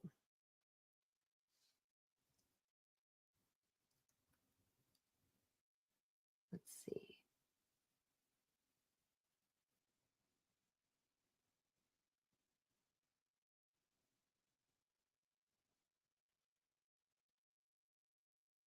I'm just trying to see how long that was. It's not a very long walk. Cecil said the phone stopped moving at 2:32 on February 13th. Cecil said there's something called Knowledge C data that logs things you don't know are being logged. He said that before 2019, the data extraction community didn't know about Knowledge C. Cecil said the gray key is the first equipment to pull the Knowledge C data. Damn, what y'all be? What? You're not gonna be able to do nothing anymore. Don't use your cell phone for no crimes. Don't even think about committing a crime because your cell phone will know it. It'll give you an ad for it. Like hireahitman.com, Letitia Stout. 1:41 and 44 seconds. A picture was posted to Snapchat at 1:43:59. Another picture was posted to Snapchat at 2:05:10. Another picture was posted to Snapchat of the Monon High Bridge. 2:07:20. Last time the phone was unlocked. 2:13:51. Video recorded showing Abby walking across the Monon High Bridge with someone behind her. 2:14:41. Someone tries to unlock the phone. 2:32:39. Last movement of phone. 10:32:06. Last signal from phone. In 2019, Cecil provided this report to investigators. Cecil said that by 2024, the programs he had used to read the data had been updated. Cecil used it to reprocess the raw data he first looked at in 2019.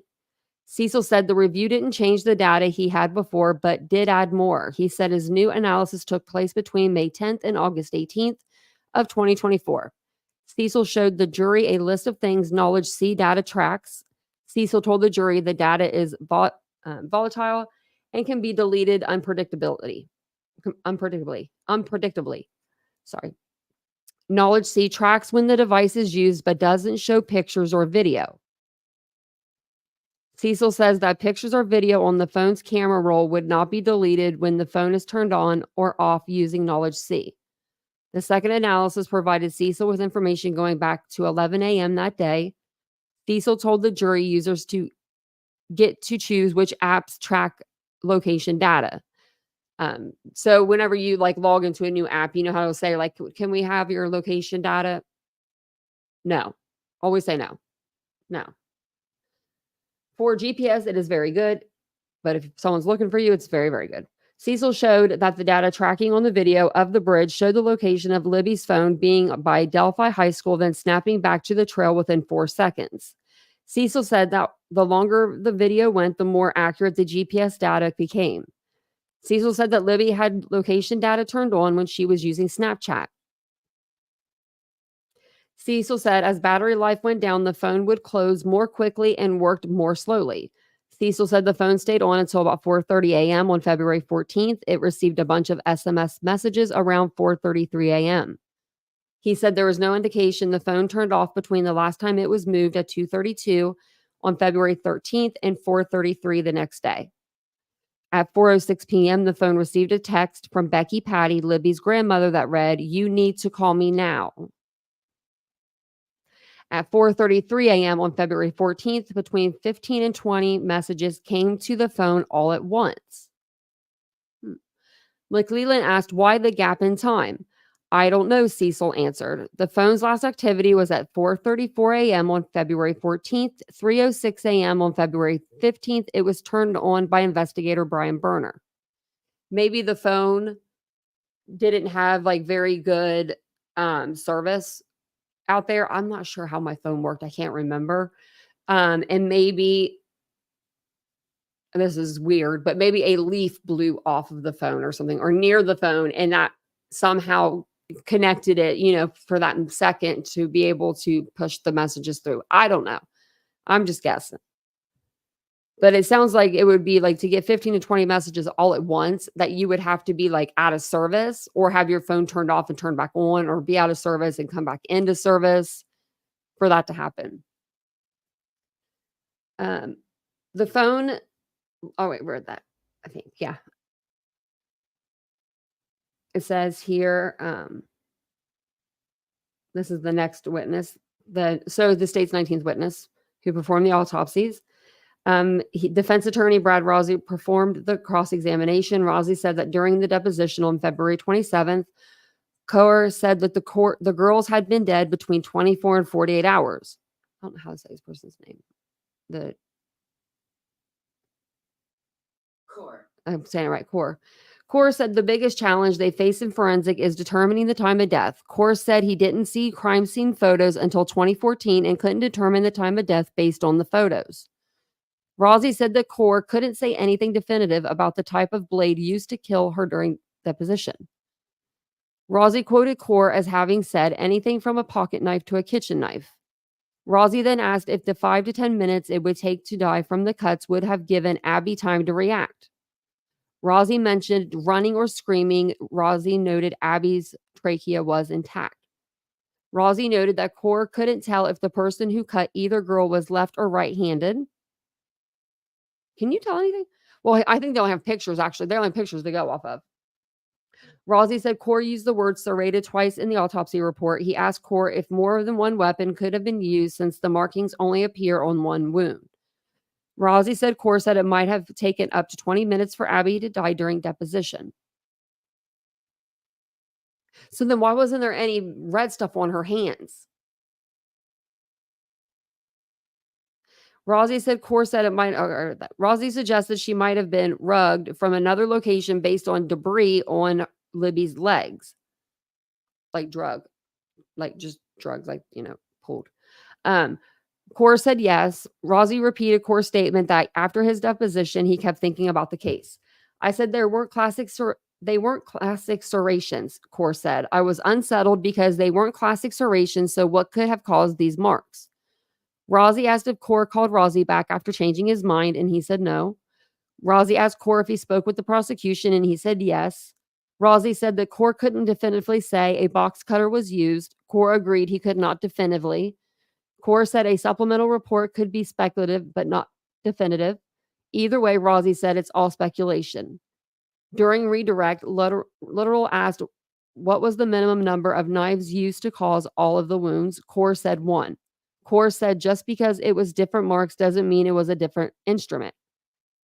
Libby's mother and at least one member of the jury were visibly emotional by the autopsy photos. Libby's mother cried. The juror held his head in his hands. You got one of the guys down.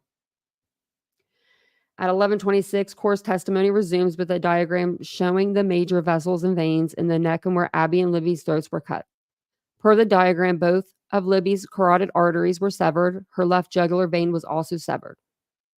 Abby's jugular vein was only partially severed on the left side. She did not have cuts on her right side.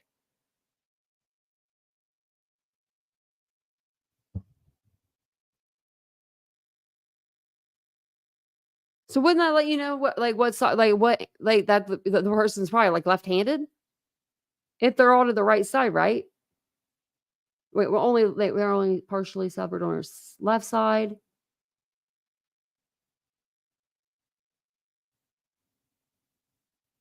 She did not have cuts on her right side. So wouldn't that make it seem like it was a left-handed person? If you're standing, or maybe that would be the opposite, right-handed person. Because they're turned around. The jury was shown photos of Abby's body, including a gaping wound on her neck. Core said the cut was clean on the left end, but there was more skin damage to the right side. Core said the cut was likely made right to left and was maybe an inch deep. Core noted a faintish red mark between the chin and lower lip and under the chin below the mouth. Abby's body also showed livor mortis. This is when blood settles to the lowest part of the body after death because of the heart is no longer moving it. Abby's body showed livor mortis on her upper back and the backs of her legs, which had a purple color. Abby had been laying on her back for a long period of time after her death, Core said. Core estimated Abby would have had to have been in that position for at least 8 hours to have that permanent livor mortis. Core said Libby's body exhibited no sexual trauma and had no defensive wounds. Libby had 4 wounds on her neck and possibly a 5th. Core said 2 of the wounds overlap so that at first it looks like she only has 3. In the photos of Libby's body, there are paper bags over her hands. Core said this was to protect potential evidence that may have been under her fingernails. With an image of the wounds, Core said that the overlapping injuries may have been created by a second pass that got off track. Libby also had a few small abrasions below her neck. Core said it would have taken 2 passes to create the X-like pattern in the largest wound. Core said pulling away while getting cut could cause change patterns. He said that there were 5 marks near the edge of the wound on the right side of Libby's neck. He also said he initially thought the wounds were caused by a serrated knife, but Core said he thought more about it the last few months while preparing for the trial. Core said he now feels it's more abrasions from something other than a serrated edge. During deposition with defense attorney Brad Rozzy, Core said the marks were not a typical serration, but were serration-like. Core told the jury he happened to have a box cutter on his workbench. He said it has several parallel lines for the thumb grip. He said he thought about it. He thought the marks could be from the side of a box cutter. Prosecuting attorney Jim Luttrell asked Core what the body would do when it gets a wound like Abby's. Core said that the bleeding would not be under pressure, so it would be slower and it would happen over several minutes. Core said as the blood volume dropped significantly, the body would go into shock and organs would lose function. Core said a person would lose consciousness but not die right away. Kaur said it is hard to tell how long it would take to have died. If someone sat still, it may take longer to lose a fatal amount of blood, at least 5 to 10 minutes or possibly longer. Kaur said laying down would go faster than standing up. Kaur said Libby's wounds would have caused faster blood loss. Arteries are under pressure, so they bleed faster. He said there was blood on Libby's hands. He said it might have come from trying to stop the bleeding. Kaur limited pressing the hands to a wound of his neck. Kaur gave a crude estimate of 5 to 10 minutes for Libby to die, but said it could have been closer to 5 minutes. Kaur said he could not give a precise time of death for the girls. Luttrell asked if the bodies were consistent with dying 41 hours before the autopsy, and he said yes. I think I was going in the opposite, but let's see. I think I was going like the opposite way, but that's okay. Oh no, this is the 18th witness. So the 18th witness at 9:50 p.m. Let me see where she starts. Denier asked Carball if the person she saw had a tan sweater. Carball said yes. Denier asked if the bridge guy had a hat. Carball said that hat stood out to her and that it looked funky. Carball said that she saw from the bottom of the man's ears, but said her mind was tainted when it comes to that hat. Carball said the man was hunched up with his hands in his pockets the entire time. Denier said the last hour and a half of Carball's second interview in 2017 is missing. Carball agreed and said she discussed the red in the missing portion of the interview. The prosecution brought up the enhanced photo of bridge guy taken on Libby's phone and highlighted areas marked as mud and red stuff. He was caked so much, Carball said, he had to be right down by the river. In the cross redirect, Baldwin asked Carball again if she said mud 13 times in the interview. Are we doing this again? Carball asked. Yes, we are, Baldwin answered. That's kind of mean. She was like, I'm done. I'm answering your question. Baldwin asked how old she was at the time. Carball answered that she is 35 now and she was maybe 26 when the murders happened. Baldwin asked her why she thought she saw blood splatter. When Carball said it was because she saw blood splatter. Baldwin asked how obvious the blood was. Carball said the whitewashed jeans made it more obvious. In a confrontational series of questions, Baldwin asked how close Carball was to the man when she passed, which she responded with less than 3 feet. Baldwin said she had said 20 feet before. Carball said she didn't have a tape measure with her. Baldwin said that doesn't excuse her from a subpoena. Wow. They'd be mad. Good night. At 9:30, the defense attorney, Andrew Baldwin, began the cross-examination. Baldwin said that Carball never mentioned blood in her first interview with police. Baldwin said that blood does not appear in the transcript of the interview. Carball said there has been at least an hour of her interview that she hasn't been able to watch. Baldwin said she didn't mention it in the second interview either and provided her with both transcripts. Carball said she said nothing in the transcript mentioning blood, but said she did mention it to the officer. Baldwin said she didn't mention red in her interview either. Baldwin said Carball didn't mention it until 2019. I think I said mud and blood, Carball said. You said it looked like a hog had been slaughtered, Baldwin said. Baldwin then asked if she stopped to help the bridge guy. I am a woman. I am not going to stop and help a random man. Baldwin said Carball described the man as wearing a tan coat in the first interview, then changed it to blue in the second interview. In my first interview, I did describe the color of the coat wrong, Carball said. Outside of this testimony, I want nothing to do with this. Baldwin said that Carball asked not to be shown a photo during her interview, but was shown anyway. He said the officer kept the photo out throughout the interview. Baldwin said that during the interview, Carball said that bridge guy had curly hair and very feminine eyes. A visibly upset Carball denied saying the bridge guy had feminine eyes. Carball said she saw the bridge guy for less than a minute. Wearing extreme amount of layers for a warm day and just being weird, Carball said. Lifelong Delphi resident Sarah Carball takes the stand for the state. I was reading it kind of backwards, but that's okay. The defense wants to allow testimony from Dr. Dawn Perlmutter, who is an expert on onanism. The attorneys argued that blocking the onanism theory and explanation would violate Allen's constitutional right to provide alternate explanations to the ones the state plans to present in the case. Wonder how that's going to go over with Judge Gall. Probably not very well.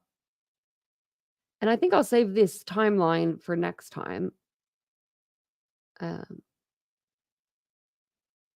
This is all the same. I'm just checking to see if there's any updates on the old Twitter.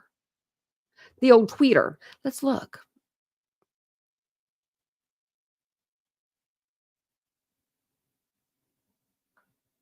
Okay. No, this is kind of what I've been telling you.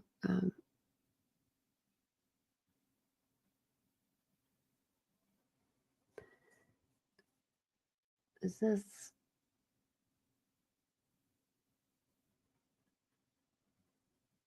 I don't know. It says, the court having taken this matter under advisement following a hearing conducted on October 17th, 2024 on the state's motion of limine regarding defense witness and the defendant's response filed October 7th, having heard and considered the arguments of counsel and defendant's exhibits D through G, now finds that Dr. William Tobin is an expert in the field of metallurgy and has been recognized as an expert in that field by several courts of various jurisdictions. Dr. Tobin is not a firearms expert, has no training in firearms identification, and has never conducted a firearms examination.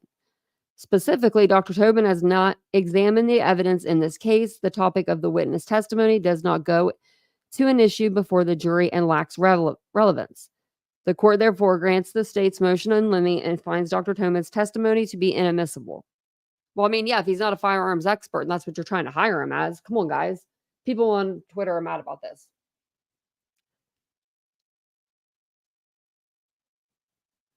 Like, if they're, I don't know, if they're not good, they're not good on both sides, either side. You know, whether it's for the state or the defense. Let's see here. What's that? A drone, I guess. Smaller line. Look at that. There was one lady they had out there. She was out there like sitting in a chair, all bundled up, cold as could be. And she was waiting, taking a place in line so that the news guy could be there in the morning to get the shot. I would have been like, oh, hell no. I'm too old to be an intern. Like, this woman was in her 50s, 60s. She couldn't have been an intern or something like, you know what I mean? Like, made her camp out all night. Man. And I'm glad that you're feeling better, Mary Beth. That's okay, terrible. And then we've got everybody hurting themselves tonight. Ashley was bleeding. Mary Beth was at the hospital. I'm glad everyone else is okay. I have heartburn. It's actually going away. Yeah, it's going away. Okay, let's see what else we can find if there's anything.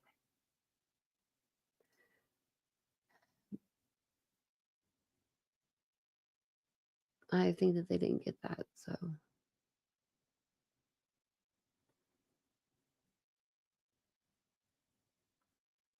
Oh, this is the.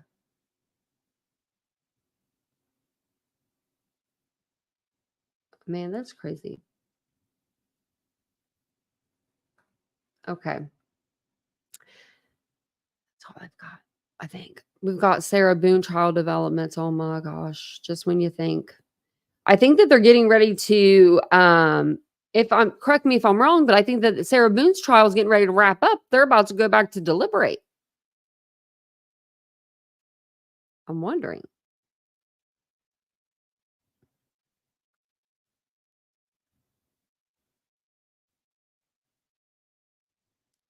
How much did who get paid? I can let you know. Maybe. Just kidding. I'm probably not. I probably couldn't tell you, but maybe. I'm just looking like. Okay. I'm just seeing if there's anything else. So yeah, it looks like Yeah, I'm thinking like, what's today? Wednesday? I'm thinking we're gonna have they're probably gonna be done by Friday with Sarah. What do you guys think? Thank you, Mary Beth. I have a sweat outfit like this too. This is like a little sweatshirt and shorts that I have. It has a smiley face actually on the back of it too. Smiley University or Academy or something. It says, hell if I know. I don't know. I have a bunch of these kind of sweatshirts from American Eagle. They're just really nice and soft, and I really feel comfortable in them. You think they'll be deliberating by the weekend? I think they're going to be done. I think they're not. They're probably so done. Like, not the jurors per se. I mean, well, they might be done with her, but the judge, the state prosecutor, okay, because the judge has changed once. Remember, we had Wooten, now we have Kranick. So we can't really, I mean, Kranick's only messed with her for a few months, right? Maybe a year. But the state prosecutor and his team, we should send them something. Wonder if we could. Like, just send them cookies or send them like a gift card of some sort. Like, we need to think about that. Like, to where they could go out and have like a round of drinks or something, you know, after they're done. Because those people have worked so hard on this case. And we all know Sarah did it. She said she did it. And now she's trying to say because she was beaten? No. No way, Jose, girlfriend. No way. No way. Sarah should have taken that plea deal. She was so dumb, true crime and other stuff to not do that. She should have just taken that plea deal. It was 15 years, wasn't it? She already has 5 in. She could have been out in 5 for good behavior. So Leilani's trial, they will be working on charge instructions at 9 a.m. Really? Jury is scheduled to be at 10, so they will be having jury instructions and closing arguments tomorrow. Wow. Already. Boom, bam, boom. That's another case. I mean,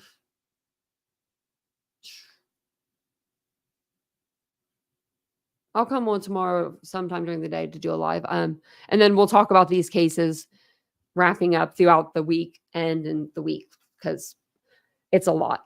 Now, Katrina Barr and Jesse Vang, they went to court again too. I think they're just continuing their cases as of right now. They're pieces of shit.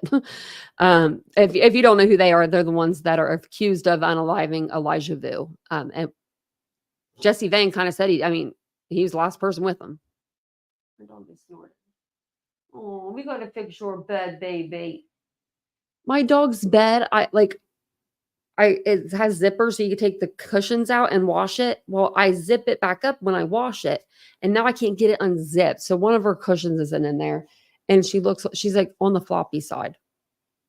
Made me feel bad. Why aren't you laying on the other side? I wish you guys could see her, but I don't think you can. Well, you could if I drop my banner, but I don't know how to drop my banner off. I don't know how to do that. She's like right there. Then I have like the little cat bed. He won't sleep in that. Damn cat, spoiled.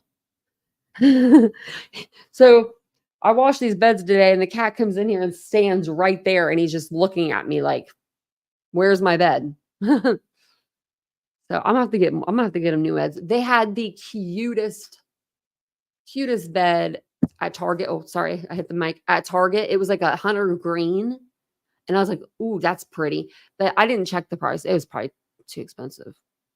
Beds at Target are expensive. I know. I need to get some better lighting back here. We're gonna do I'm gonna get like an actual light, like a really cool light, like a studio light of some sort. I need to do something with my area back here. If you guys have any ideas, let me know in the comments. If you're watching on replay, I need something to brighten it up. I don't know, maybe a tree, maybe like a Japanese cherry blossom tree or something, like a fake tree of some sort. take the cushions, because these are floor cushions. Take the floor cushions out. Those are also for sale, by the way. Yeah. And then I have my blue chair right here, but you can't even see it. It's huge. You can't even see the chair, though. Looks like nothing's back there. You did plants. We have plants. Vincent would just have to take care of them.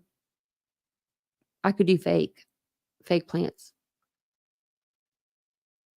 Yeah, put a Christmas tree. I have an extra one, so I've got to figure out where I'm gonna put all these damn trees. We got 4 trees last year, but we had no furniture in here, right? We had like the smallest little couch. It was like a little futon kind of couch. I mean, we were living in a different world. And this year, it's like everything is grand. I mean, everything's big here. Like everything's new and it's big. And so it's like, where am I going to put everything? Like, but you know what your girl did today? Your girl, I'm gonna pat myself on the back. I went into TJ Maxx. I was going to look for liquid Clinique makeup, which I did find, but it was a little light and I didn't know. I was like, so I didn't get it. Did good. I had 2 baskets, a bunch of dog toys, which I'm going to go back for the dog toys because I feel so guilty. But I got them dog bones, but I feel so guilty I didn't get them those toys too. So I'm going to go back for the toys. But I put the baskets and the toys back. I put everything back. I was like, nope, you don't need it. Because I wanted to get a basket for my fake tree. And there was one I've been eyeing on Amazon. And I'm like, you'd be happier with the one on Amazon. So I just ordered the one on Amazon.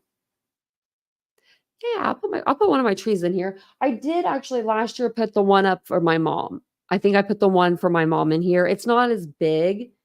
It's pretty small actually. Like, I don't know. It's kind of big, I guess. And I put her little ornaments on it. I did have a big tree. I should have kept it. I thought about doing books. So I really wanted Vincent to like do some sort of cool like design with wood. Like I don't know where it goes like this and the cat could lay up there or I could put books up there or like something cool like that. But I just can't. I can visualize it, but I don't know if he can visualize it. And then I don't know if I would want to change it right after that and then there'd be a bunch of holes in the wall. So I don't know. But I'm going to jump off here. Thank you guys for being here tonight. I do appreciate you so much. If you didn't catch our live from earlier, we did have a live earlier today on the second channel. We just went over Collier Laundry. He did an interview. He was doing it live and he was talking about the RICO stuff with the Sebastian Rogers case and Granny's watching. And she happened to come into the chat and then she went up on panel. So, we just watched through and just listened, see what they had to say. So, yeah, make sure you go watch it. We had like 500 people in there. I was like, oh my gosh, what's going on? This because that channel is like, smaller of the two. So I was pretty excited about that. Right, Phantom Growler? I know. R.I.P. Abercrombie. Maybe their stuff will go on sale. I love their jeans. I ain't gonna lie. Their jeans are good. Okay. I love you guys. I hope you have a wonderful evening. I hope you stay safe. Hopefully you're comfortable, you're relaxed, you have nothing else to do. And you can just go out on the streets of YouTube and see what's going on out there. So I'll see you out there. Have a wonderful evening. If you want to support the channel, become a member. Don't forget subscribing and hitting the like button are 2 great ways to support the channel. And it's absolutely free to do. And it makes us very happy as creators. So thank you guys. And I'll see you guys all tomorrow.